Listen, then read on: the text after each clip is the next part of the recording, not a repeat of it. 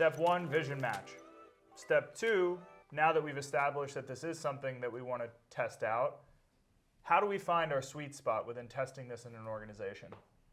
Great question, Josh. So I would say we build on what we established in step one is you got to have a vision match. So you've identified the right stakeholder who is facing a problem or somebody who cares about this and they want to solve it.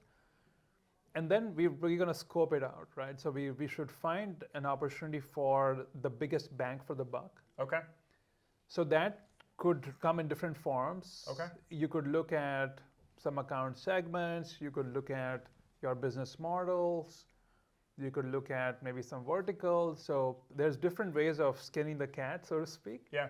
But that's what I would encourage is restrict the scope, ring-fence your pilots. Okay. And start small and have impact.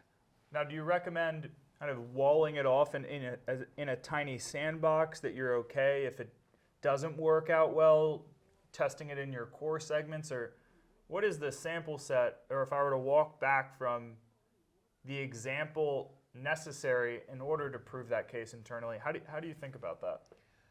Great question. I'll go back to some experiences at SAP. That was my first job and doing this. When SAP started doing this, right, they thought it's a big change for the organization. And it's a risk as well. If we were to today flip the switch and start using this approach all in, it's a big change. For sure. And we know how hard it is to manage change both internally as well as to our external customers, right? Absolutely. So SAP took this piecemeal, right? So started with a portion of the business in which we almost did an A/B analysis.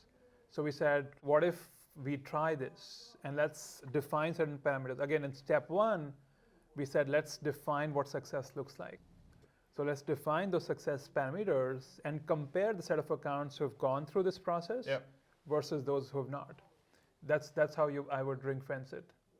I love that. In foreign expansion into the US market, the way I've seen it play out with a lot of my accounts and clients is, let's take Volkswagen, a deal you've sold, you're a German company in Germany. Let's take a look at that sales cycle, that deal value, how that whole deal went.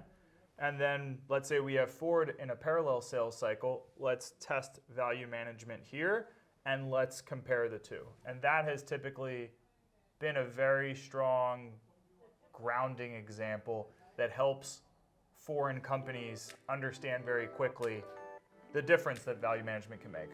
Absolutely. I think that's a good step to is identify the sweet spot. Okay.